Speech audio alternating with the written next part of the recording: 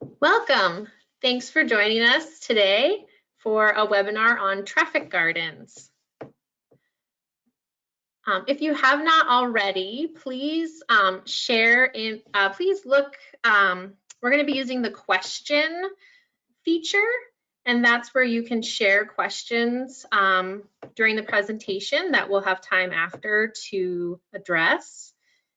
And to do a little practice, if you could type into the question box where you are joining us from.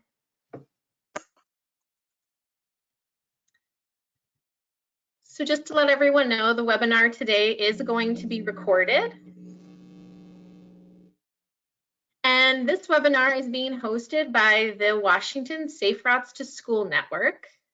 My name is Carrie Wilson, and I coordinate the Walk and Roll Youth Education Program at Intercity Transit in Thurston County. And I am a member of the Washington Safe Routes to School Network leadership team. And on behalf of the team, I'd like to thank you for joining us for our very first webinar.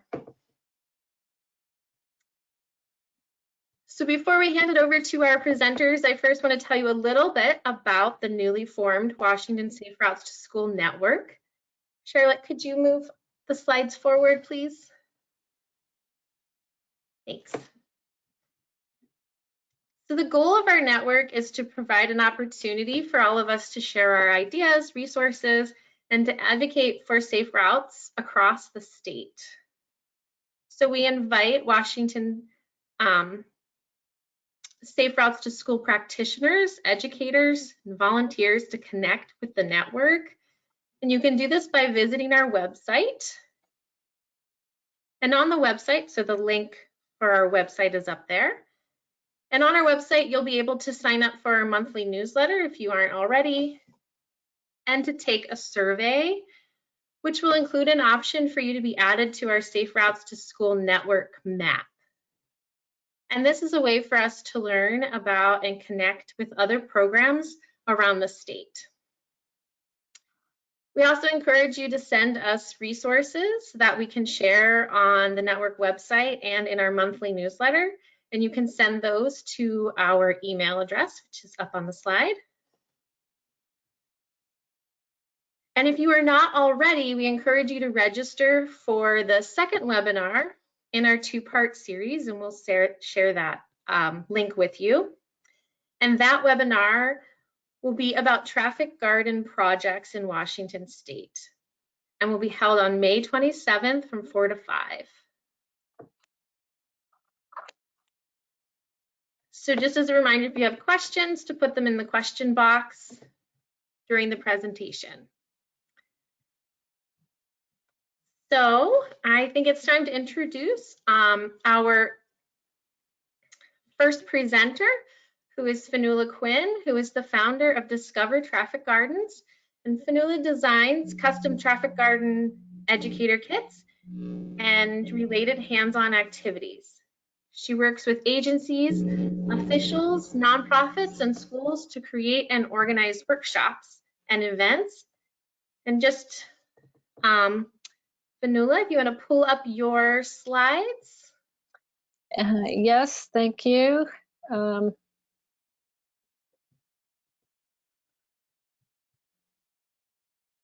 Can you see my screen right?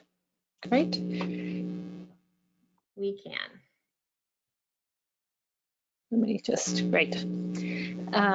So 10-year-old me and my classmates, we went on a bus and we went to this place where there were all these little streets, and we got to be pedestrians and ride bicycles and drive little pedal cars all around this little set of streets. And it was the best field trip.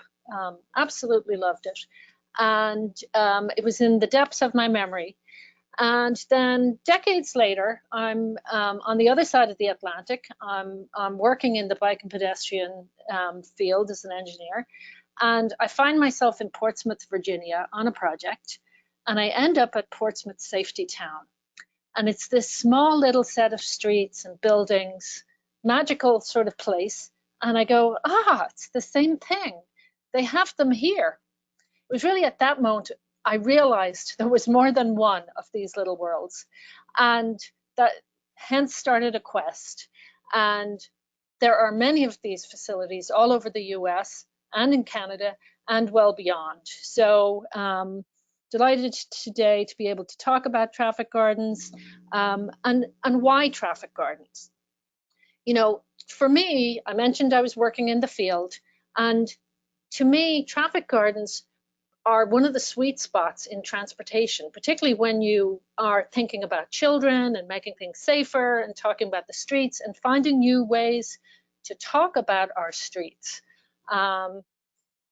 So even though it's actually a very straightforward topic, it has a lot of different angles to it. And I'm going to be covering a lot of material in a very broad brush fashion. So I just wanted to segment it into 6 basic topics. So what is a traffic garden? When I pick up the phone and someone says to me, oh, I want to build a traffic garden, I instantly try and rewind the conversation to say, well, what do you mean by a traffic garden? I mean, we all know that we're talking about a small scale network of streets that resembles our real built world of streets. It's a closed network, usually designed for children, but it doesn't have to be. It can be scaled for adults too. But there are enormous differences between what people build or put on the ground as part of this vision. So another thing that differs in the conversation is what we call them. And this sort of, in the US, the first traffic garden was put on the ground in 1937. It came out of this sort of new area of creating roadway safety education for children, which had really only started in the 1920s because of all the fatalities that were starting to occur because of the much faster moving vehicles. And they had put these new education programs into the schools. And then a patrol officer in Mansfield, Ohio, came up with this idea. He seems to have been the first. He laid out these streets on the ground and created this program. And it drew national attention right away. It was an idea that really took off. And here we are on the right, 80 plus years later, a very similar setup.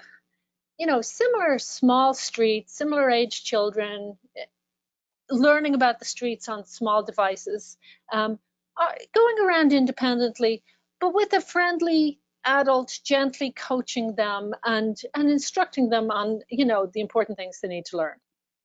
So the terms, I use traffic gardens as an umbrella term to cover all the different types of facilities like this. They have been put in locally and under all different names. So they're like Safety Village, Traffic Town, all sorts of different names, but I call them traffic gardens as an umbrella term. So they differ. They appear in all different forms, and the difference really is reflected in sort of the amount of effort that is put into them, the amount of planning effort, the budget that is available for the project, you know, the scale and the size and the complexity of the project. I'll discuss each of these types. This is just sort of a broad set of different types of traffic gardens that I use to separate them. There's the neighborhood traffic garden, and this is children were putting lines on the ground forever with chalk to create little streets. This is made with duct tape. It can be spray chalk. There are different ways to do it, but something extremely local for small kids, you know, something with a short life and not a lot of budget. Then there's the pop-up traffic garden.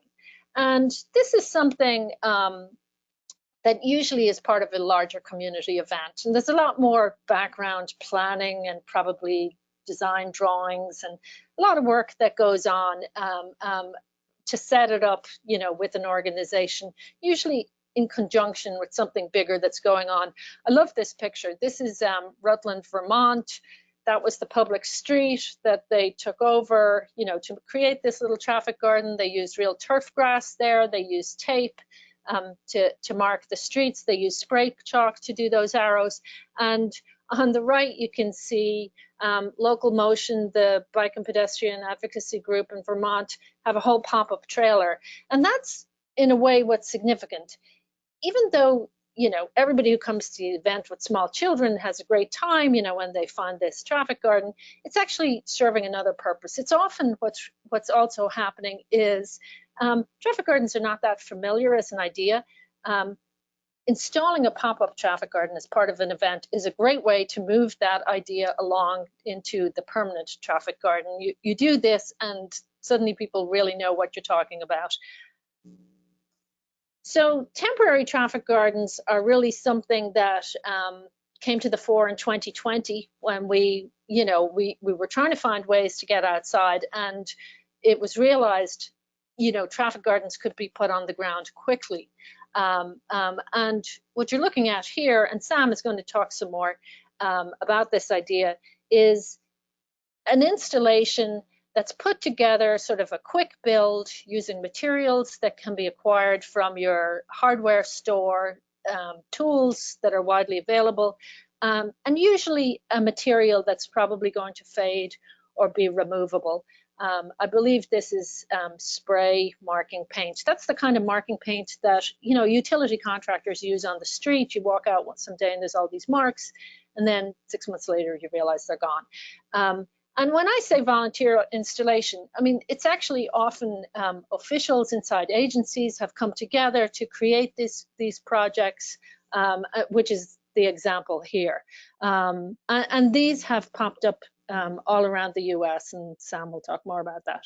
Then there's the permanent traffic garden that's of the painted street variety. This is the one that had been going in most commonly in recent times. You know, it's different to the last type in that you do all that pre-planning, you know, finding the site, repurposing some available site, but going into it in detail and making sure it meets all the kind of things that we want for any of our new facilities. Like there's no barriers, and, you know, it's sited well to serve, you know, a local community, and you've taken the time to listen to stakeholders. But it's straightforward to install and relatively low cost on the overall. And generally the way these are set up, they are set up so that they're open and no staffing is needed. You can see this one is next to a playground, but they are available for, you know, community programming events. And there's a great opportunity to involve kids in them. Also. So then there's the permanent traffic garden of the variety with the curbed streets and the whole infrastructure. This is this real small scale city. And when you talk to people in the US, this is often what they went to as a child, Safety Town. And this is exactly what I went to, although not as nice looking as this one, which is in Brookhaven, New York. And this sort of project, you're not seeing many of these go in current times, although there are people trying to organize projects like this. It's a lengthy process to get a site. You know, there's high overall costs. You need real planning and engineering and getting permitting, and, you know, and once you go to all that trouble, you're going to need a full program with probably dedicated staff. And usually they're closed off because, you know, they're bringing in busloads of children, sometimes multiple sessions per day. Sometimes they're made available like during the summer or at certain times for the general public. So you've gone to all the trouble, whether it's just your neighborhood traffic garden or a whole big permanent traffic garden, and you would only do that if you thought it was worthwhile. So you've gone. When you've created this project, you've created this new community amenity that supports and facilitates things that you want to have happen in your community. You've made it easier to have things like bike rodeos, and you've also created this active outdoor area that's attractive for families. You know, someone like myself, when my children were younger, if I had something like this close by, I'd be getting them to get all organized and get on their bikes, and we'd go down there and they'd play around for an hour, and it would be useful, and I hopefully would have a bench that I could sit on so I could watch them, and then and we'd love having that. This is a different type of traffic garden. It's the same in the sense that it's painted on the ground, but this is inside of an elementary school, and we're seeing a lot more of them now. And this is a sweet spot that I really love, because this is different in that it doesn't depend on, you know, someone like me who's well able to, you know, get my kids out to do something like that. This is serving all children in a cohort, every child going through the school that has a school programs for biking has the opportunity to learn on the traffic garden. And in the District of Columbia, they have curriculum for second graders, and they've developed curriculum for preschoolers. So children are learning over time with reinforcement, and it can even be designed to tie in with local street design and really tying into your overall goals for transportation in your city. And sort of the obvious about a traffic garden, it just creates this comfortable, safe place for this important learning that children need to do, and that's very hard to do on our public streets because of the way they operate. When a child bikes on this street, you know, it's much less stressful for them because there's no vehicles. They feel like it's for them, it's scaled for them. If they do something wrong, if they're biking down the wrong side of the street, it's okay. They're learning. That is the lesson. Someone either says something to them, or they go, oh, the arrow, that must mean I should be over there. And if they make an error going off the edge, it's like, oh, well, I need to get back on the street. Nothing terrible happened. But they get chances to practice the lessons. Like, we talk a lot to children about, oh, a red stop sign, that means stop. Well, children often don't know what to do next. When you get to the stop sign, what happens if there's someone else there? When do you go? What if you want to make a turn? Who goes first? So in this sort of small, comfortable environment, they can practice that over and over and learn through the everyday use while they're having fun. And it does create this great place for roadway safety education that really, you know, where they're acting out the rules that we're trying to explain to them, and the interactions. It's not just rules, it's just how does it work. Another benefit of traffic gardens is they just create these positive community stories, which really are great. There's something we need, and it makes us feel good about our community. But then there's also a little, when they tell that story, it's a chance to also say something about roadway safety or safety for children, or where we're going with Vision Zero. It is an opening for what you want to say. And something I like is, you know, the potential for traffic gardens to garner more research about children and really enhance our understanding, which is not that well developed, about, you know, how they learn this stuff. And George Mason University in Virginia has been doing really interesting work where they mic'd up children. They delivered curriculum in the classroom and then had the children go outside, and they videoed them and listened to their conversations. And I'm really looking forward to see what they found out. And Montbello bicycle campus that's newly opened in Colorado, they are installing eco counters like you see on trails. So they're going to be counting numbers of people, and they're going to get some very interesting information. I've convinced you about having a traffic garden, but how do you get a site? You need a place to put the traffic garden.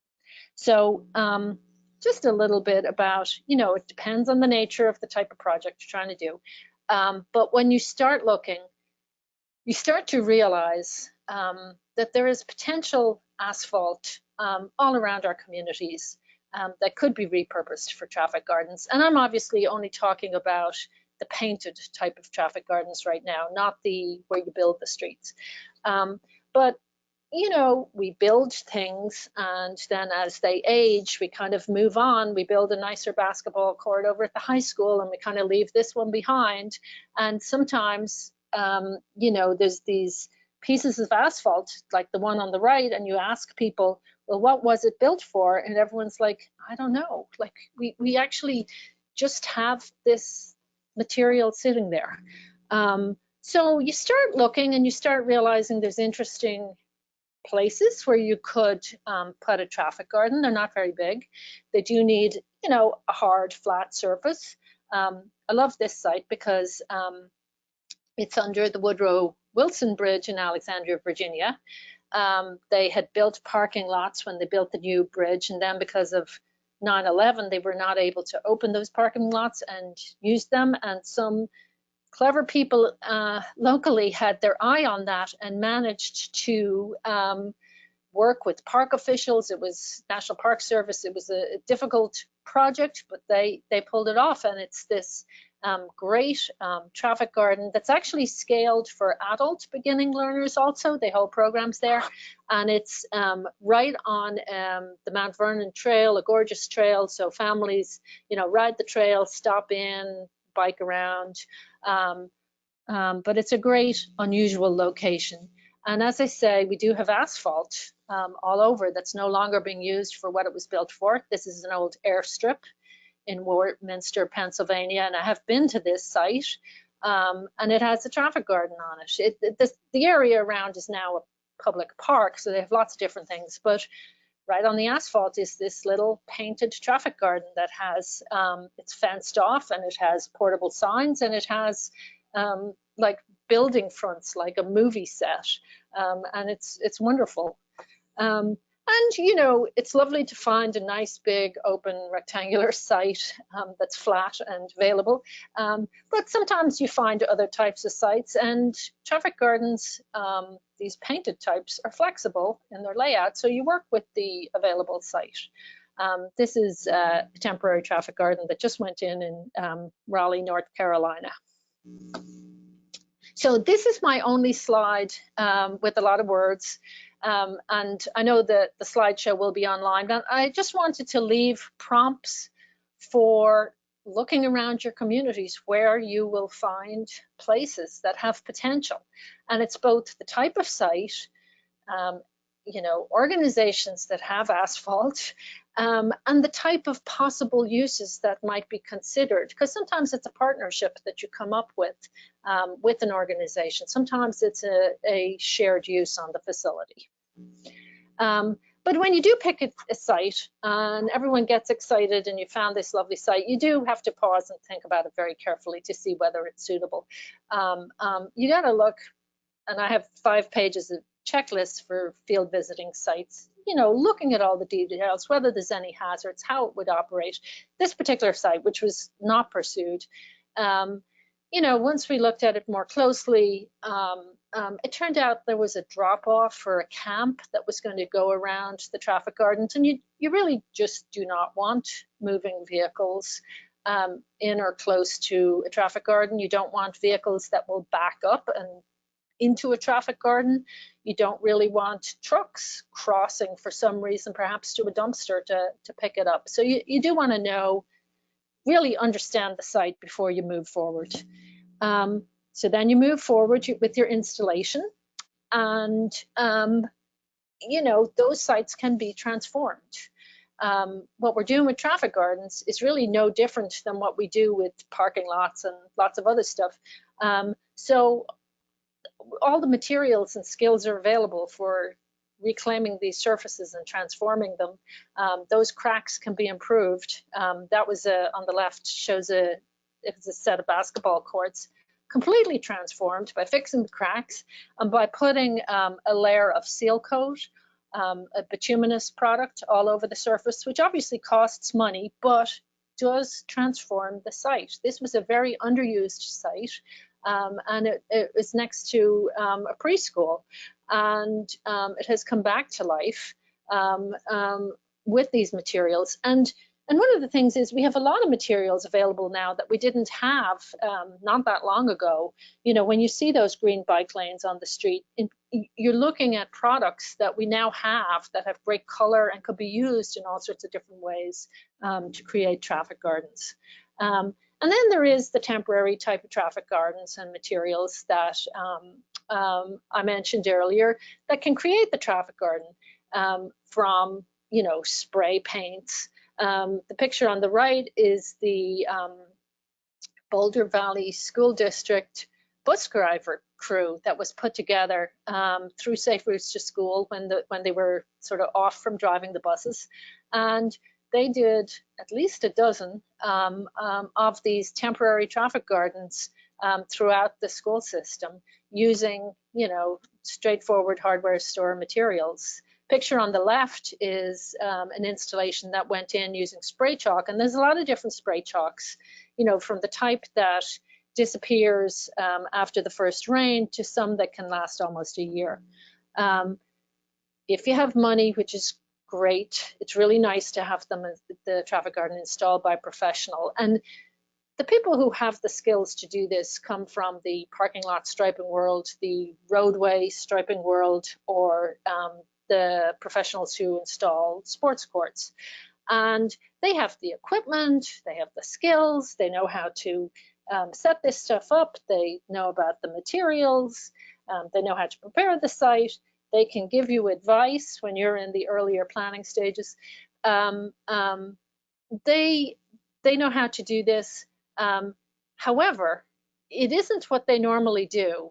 Traffic gardens are scaled down from almost everything else that I just described. So the lines are much closer together. So it's actually a lot of work for them. You can see in the picture on the right, their little chalk marks. They have to fully mark up the site and follow those lines when they're installing the permanent paint. So you do need to find the right contractor, but a lot of them are very interested in this type of project. It's a project that appeals across the board. Not to say that you can't put in permanent traffic gardens with permanent materials with volunteers. I love this project. It's Scotts Bluff, Nebraska. A local volunteer identified a ice skating, concrete ice skating arena that was outdoors, asked could she use it for a traffic garden, was told she could do it if she could install it and provide, pay for it. And she organized this team and they did it. And there's a great article that she wrote online about that process. So I think little bits you can see from the conversation that traffic gardens really are great at involving community in different roles. But I really want to pitch the idea of involving children. They're unusual. These projects, they're easy to grasp. And there's not much we can involve children in sort of the real design and construction world. But this is so simplified and straightforward. We can involve them and we can listen to their ideas. And hundreds of children around my region have now given real input into traffic gardens that are on the ground. 3 of them are on the ground and 1 is in the works. So it's a unique type of STEM project where you then also can layer on programs about how do the streets work, what would you do with people who are using wheelchairs, what if the street was blocked, you can do all sorts of, talk to children about all sorts of stuff. Traffic garden projects, they have a lot of steps to them, so there's lots of volunteer opportunities, and volunteers like this kind of project. Here, all the volunteers are wearing, I like, to have everybody wear vests and be part of a team. They got the little flags, but it's a popular project and you need the help. There's a lot to do. Projects are great for including your elected and public officials, creating events that they can attend. It's just popular, it's a feel-good project about the community. And once you have the traffic garden, it's a base for your other ideas, for creating companion programs and information. This is a temporary traffic garden that was recently installed in Iowa, where they created great materials. And, that's what you can do. And there's a small pool of that kind of information that's starting to sort of be shared around the country. And there's room for so much more to be built on top of traffic gardens. So if you want to move ahead, I would say some of the principal steps are, to develop the vision. What are you trying to do? I love this graphic from the city of Fort Collins, because you can see so much of their vision in the layout for their traffic garden. They've got a little place where people learn about dooring when they're bicycling. They have rock dodge. They have all sorts of stuff, because you're painting on the ground. On the right, that's us working with the children's design for a facility that has since been installed based on their designs. So you build your team, people from all different backgrounds that may not have any knowledge about traffic gardens and yet bring in all the skills you're going to need. You're going to need to open all the doors to get this project across the line. Securing the site is super important. You may have to sacrifice some painted maps of the US. That one went, but now that's a full detailed traffic garden at a school site. And organizing support from all the different groups within your community who again can play all different roles throughout getting the project done. But as with any project, you really do have to pause and spend some time if you're doing some sort of permanent facility of any type on the planning and design. It's all in the details. It's just they're easier types of projects, but you do want to think hard, about, well, what are you going to include? How's it going to work? You get one chance to put it on the ground. So in order to get it on the ground, you have to communicate what you want to do. So typically that's communicated through some sort of digital drawing, whether it's something prepared through Photoshop or it's this beautiful set of drawings prepared for the Montbello site. It has to get from your ideas to the ground, and you have to, if you're hiring professionals, you have to be able to get quotes, you have to be able to figure out what materials you need, what equipment you need, everything prepared in advance based on what you're communicating in your drawings. Because the day you show up to install, you just have to be ready to go. And you do show up. Most of the time is spent marking and measuring the site, which is not very exciting. But is critical work, has to be done right. You can see a small error in this picture, but it's paint, it got fixed. And that's the really exciting part of the installation is the end stages when you put in those lines, everybody's very excited. So you do this project, you need to let everybody know about it and celebrate. Ribbon cutting, invite everybody. I attended the Facebook live stream for this traffic garden in Hagerstown, Maryland that opened last year. And, it's a wonderful time to recognize people. You will have gotten a lot of help.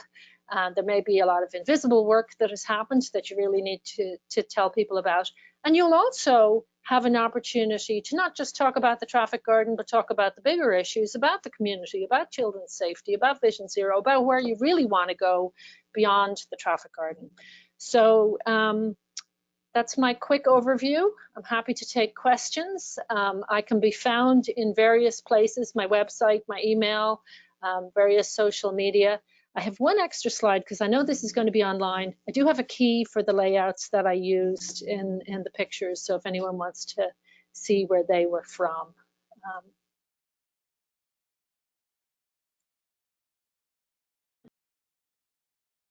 Great. Thank you so much, Fionnuala.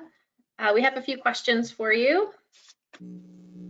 One of them is about a list of materials. Do you have a list of materials?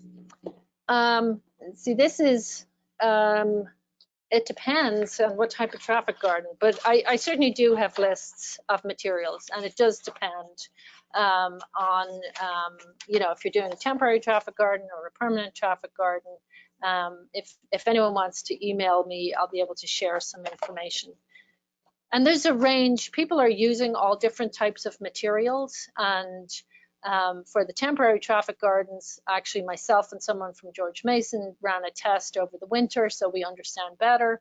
We tested 12 materials. So there's a lot of learning that's going on, but yeah, I'm happy to share information about materials. There was another question about how sustainable traffic gardens are. So I'm assuming this is the permanent gardens. And do they require maintenance? Yeah, this is a great question. You want to build, ideally, you're going to build on a site, an asphalt site that has been properly installed, that has a good base on it. Now, you may find you end up with a site that the asphalt's already failing, that, you know, it's already all cracked, and it's all over. That's not going to last. You apply paint to it and it looks great, but it's the asphalt itself that isn't going to last.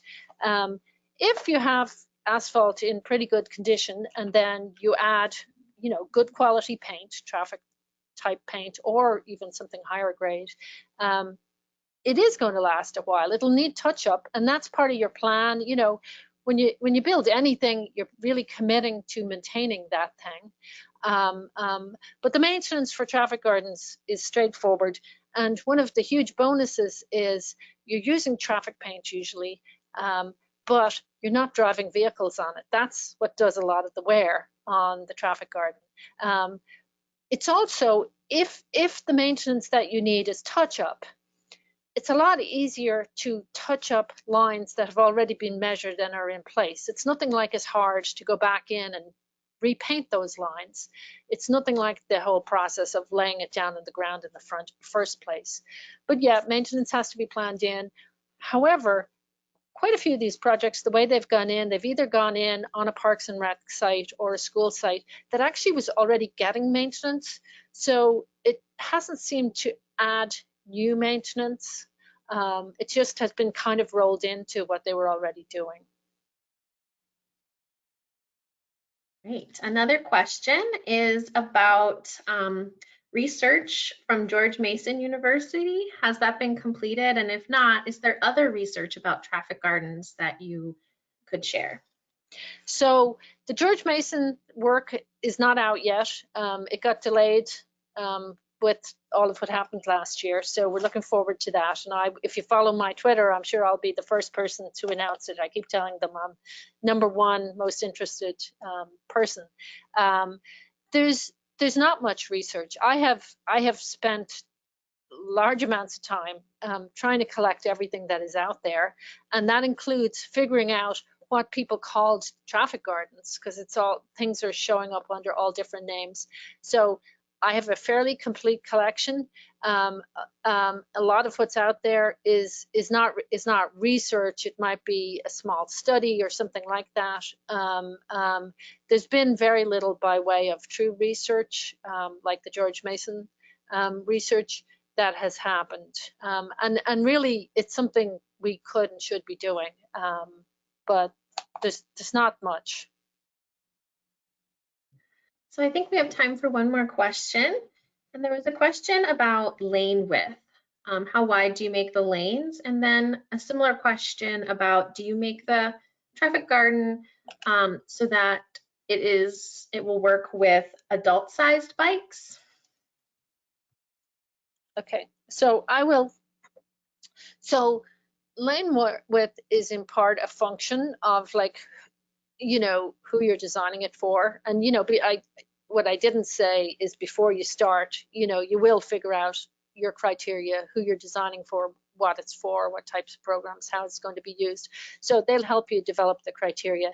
A lot of the examples that were shown have 3-foot travel lanes. So like a 6-foot width on, like, you know, but sometimes they are, each lane is 4 foot, so you have an 8-foot overall lane width.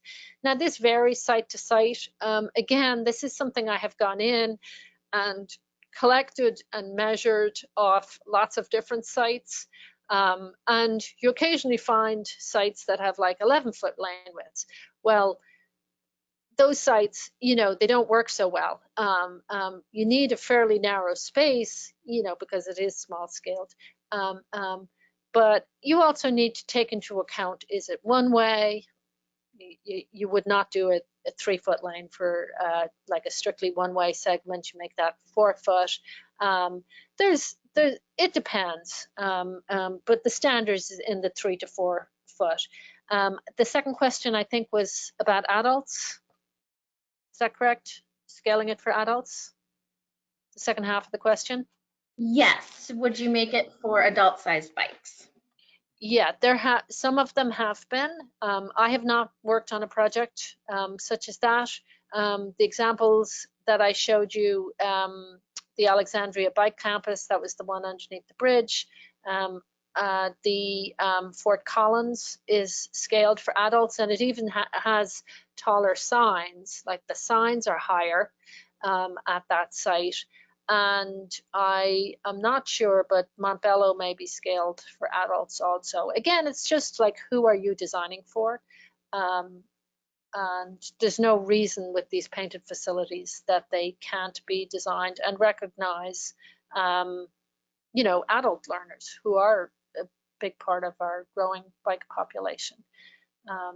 And there are other bike riders who can be recognized, and that includes people using different types of recumbent bikes, and children using recumbents, and children with mobility needs that can be built into the traffic garden. Great, thank you so much, Fionnuala. We appreciate you sharing your expertise. And we are now gonna pull up Sam's slides.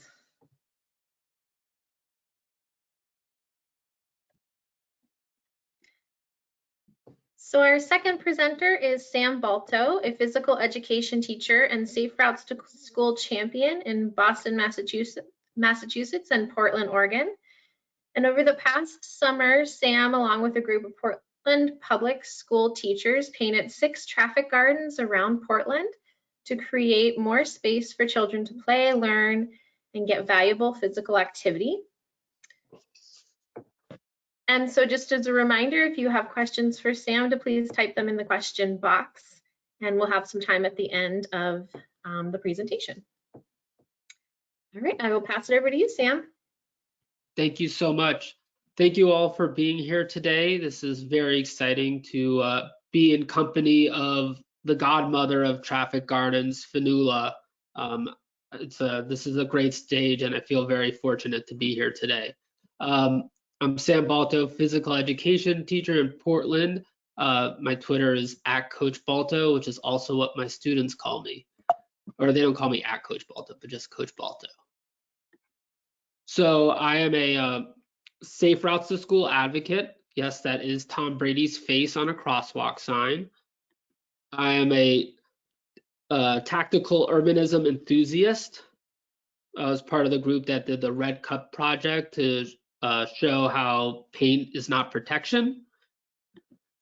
And I'm a dedicated physical education teacher. And when COVID hit and school was closed, I knew that we still needed physical activity. So every day on our block, I closed off the street, and every family that joined had a socially distant family square, and I had a speaker, and we did different COVID safe physical activity exercises. And it was definitely a huge highlight for our community during those really challenging times when COVID first hit. I was really lucky in last year. Fionnuala had invited me to participate in the League of American Bicyclists. She was doing a pop-up traffic garden, and I got my school district to pay for it, and I was going to help present and partake in it, and it got canceled. And so my moment to meet Fionnuala has not happened yet, but that idea of traffic gardens was really planted in me. And now we are set up in March, COVID hits, and everything is closed. School buildings, playgrounds, fields, parks, leagues, camps, rec centers, tennis courts, pools, hiking trails. I'm sure I'm missing something.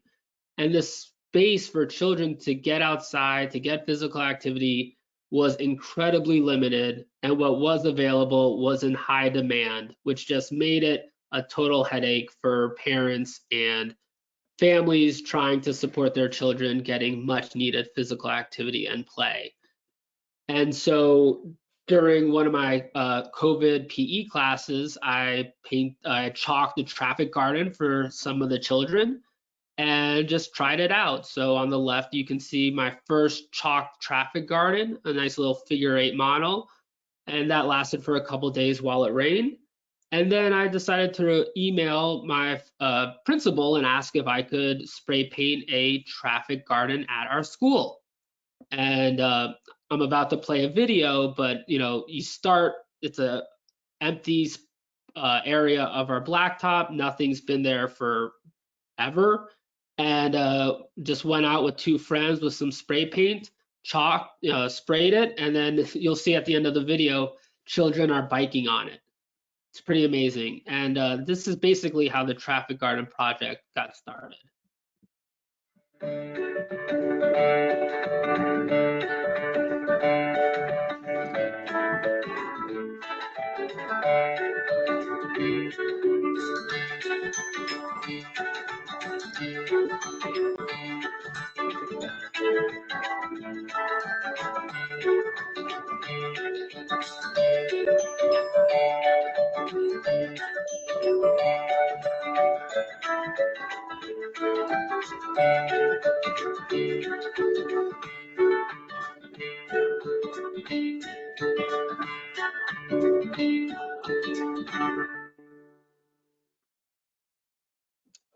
And as a physical education teacher, safe routes to school advocate, and tactical urbanism enthusiast, traffic gardens kind of play together perfectly.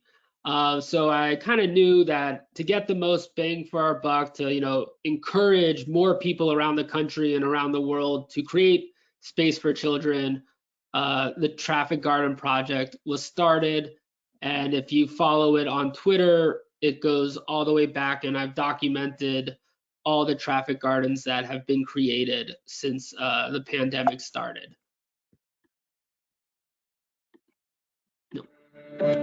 So what started as my son and I chalking the figure 8 in our street, then the hunched over chalking with just a spray can, which was the first one at my school. And then we decided to invest in a proper lining, proper liner. And here you can see these are 5 of the 6 traffic gardens I did with physical education teachers in Portland. These are Google Maps from of the traffic garden. So it's pretty amazing, one, that they are on Google for aerial view, and 2, it's just really awesome to see what we created last summer. I kind of take a different approach than most might have. I kind of show up to the space with the other teachers, and we sort of think about what would be happening at recess. We don't want children biking through basketball or Foursquare. And we just I printed Fionnuala's models and just kind of would create it on the spot. And I was really, as a physical education teacher, really trying to get as much, movement and physical activity for the children biking. So I have, much longer, routes, much bigger space. I think children really just enjoy riding their bikes. So kind of giving them a big loop to go around accomplishes that, and then some sort of dynamic areas with stop signs and learning. But this has been it's pretty cool to be able to see this now. And with anything, documenting it and keeping track, I had done a traffic garden map for the city of Portland. Myself and the teachers, the Portland teachers, we did 6. The city of Portland, the Bureau of Transportation did 5, and then one of the health commissions did a couple. So just creating a map to document it in Portland. And then once more started showing up in Colorado and Seattle, I felt that we needed to have a national map. So hopefully when you do your traffic gardens, you'll send it to me, I'll find it and get to add it to the map really soon. So I wanted to share 3 lessons I learned this past year doing traffic gardens. First, think different.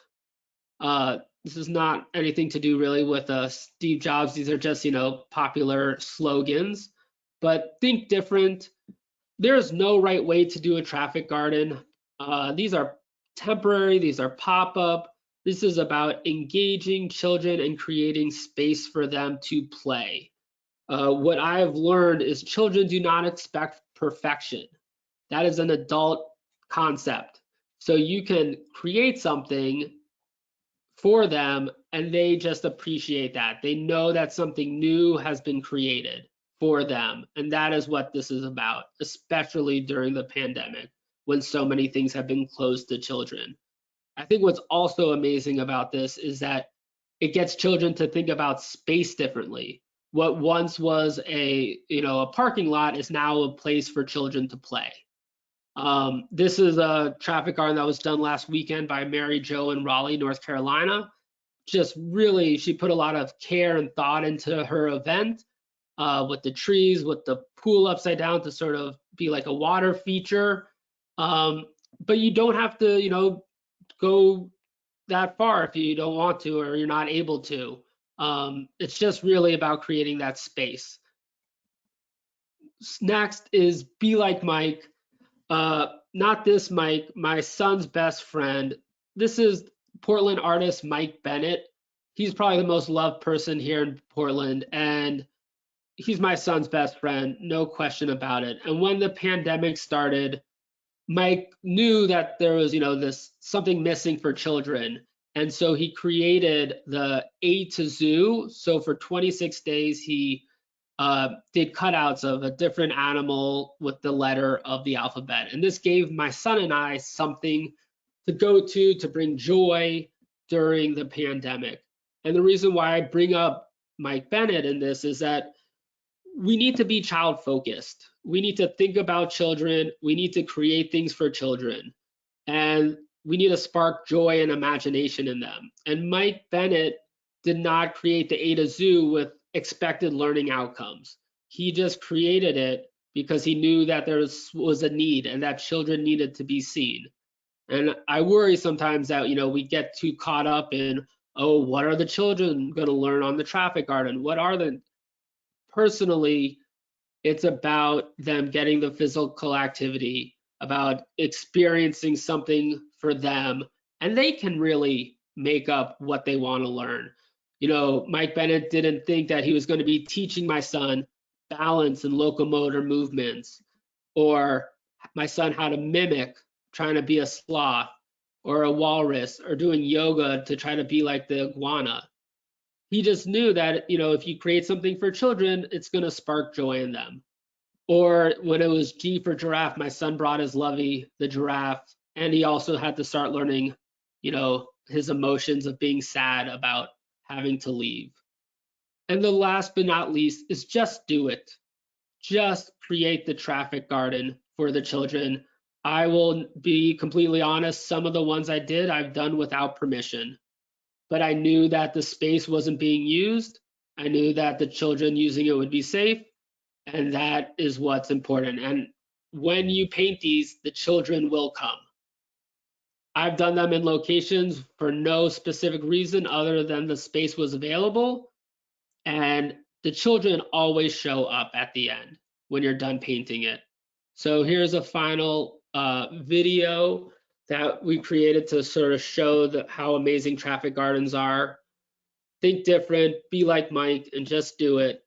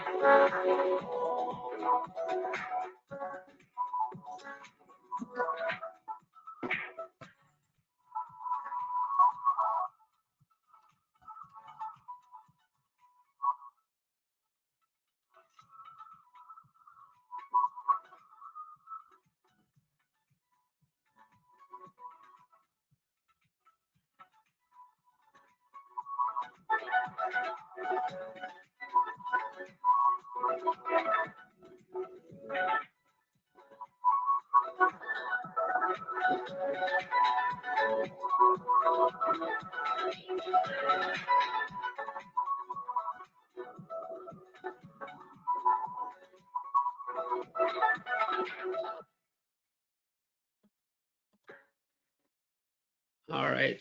Thank you all so much. Please feel free to email me, reach out to me on Twitter. I'd love to talk to you and support you in creating a traffic garden in your community. Thanks, Sam. I think we have time for one question. And the question is, what tools do you need to get started? Spray paint, chalk. It really, there's not a specific tool that I would say. I think, you know, in one of my slides, I started with chalk, then went to hunched over spray painting, and then, you know, bought a proper liner. But I'd say, you know, the sort of lining spray paint is the best, which is what I find. But, you know, just give it a try. You don't have to be perfect the first time. It's temporary, and just, you know, create it for children. And I just add to that, when you are using spray paints, and you do need to be able to restore the site back, let's say it's a parking lot and it has to go back, just make sure it's spray marking paint. That word marking is what will tell you that it will go away. There are permanent paint products and that come in spray cans, so just, you know, double check on the product.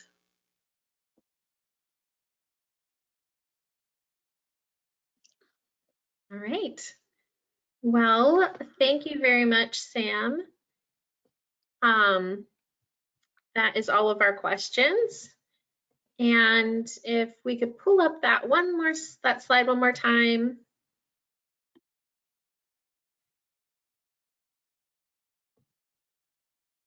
I just want to thank our presenters and all of you for joining us.